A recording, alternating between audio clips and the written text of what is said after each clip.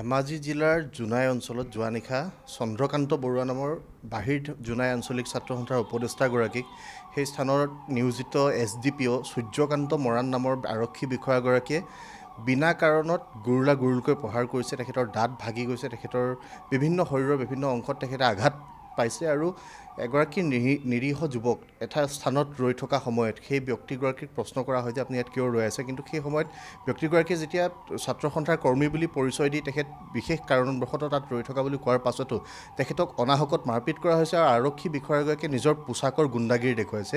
আৰু অসম চৰকাৰৰ গৃহ বিভাগৰ দায়িত্বত থকা মাননীয় মুখ্যমন্ত্ৰী ডক্টৰ হিমন্ত বিশ্ব শৰ্মা ডাঙৰীয়াক আমি আহ্বান জনাইছোঁ যাতে এইসকল আৰক্ষীক নিয়ন্ত্ৰণৰ ব্যৱস্থা কৰিব লাগে। নিৰীহ যুৱকক ছাত্ৰ সন্থাৰ কৰ্মী বুলি পৰিচয় দিয়াৰ পাছতো গুৰুকে প্ৰহাৰ কৰা হৈছে, তেখেতক এটা নিৰ্জন স্থানলৈ লৈ যোৱা হৈছে, সেই স্থানত নি পুনৰ বৰ্বৰভাৱে তেখেতক আক্ৰমণ কৰা হৈছে। তেখেতৰ তালৈ লৈ যোৱা বুলি গম পাই যিসকল সতীৰ্থ তালৈ গৈছিল সেই সতীৰ্থসকলৰ ওপৰতো আৰক্ষী বাহিনীয়ে অত্যাচাৰ কৰিছে।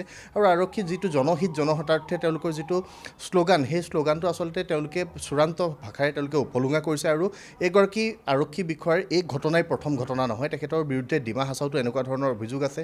সন্তোষ সুজাই নামৰ এগৰাকী ব্যক্তিৰ হত্যাৰ লগত তেখেতৰ হত্যা অপহৰণৰ ঘটনাৰ লগত তেখেতৰ নাম সাঙুৰ খাইছে, তেখেতৰ বিৰুদ্ধে শাস্তিমূলক ব্যৱস্থা আৰক্ষীয়ে গ্ৰহণ কৰিছিল। আৰু এতিয়া আমাৰ স্পষ্ট কথা যে ছাত্ৰ সন্থাৰ কৰ্মী বুলিয়ে নহয়, কোনো নিৰীহ ব্যক্তিক আৰক্ষীয়ে এনেকুৱা ধৰণে আক্ৰমণ কৰাটো বৰ্বৰভাৱে মাৰপিট কৰা ঘটনা কেতিয়াও গ্ৰহণযোগ্য হ'ব নোৱাৰে।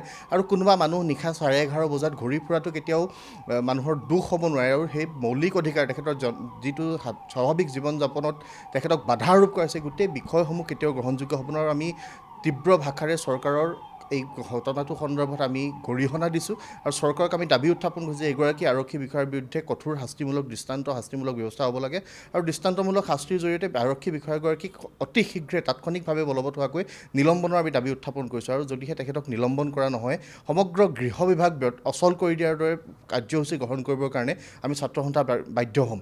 আৰু আহিব লগা সময়ত আমি গোটেই বিষয়টোৰ ওপৰত আমাৰ তীক্ষ্ণ দৃষ্টি থাকিব। ইতিমধ্যে জোনাইৰ সকলো স্তৰৰ জনসাধাৰণ ওলাই আহি দোকান পোহাৰ বন্ধ কৰি স্বতঃস্ফূৰ্তভাৱে আন্দোলন কৰিবৰ কাৰণে, প্ৰতিবাদ কৰিবৰ কাৰণে তেওঁলোক ঐক্যবদ্ধ হৈছে আৰু এই প্ৰতিবাদ চলি থাকিব। আৰু এই প্ৰতিবাদে যেতিয়ালৈকে আৰক্ষী বিষয়াগৰাকীক নিলম্বন কৰা নহ'ব, এই প্ৰতিবাদ আমি অব্যাহত ৰাখিবৰ কাৰণে ছাত্ৰ সন্থা বদ্ধপৰিকৰ।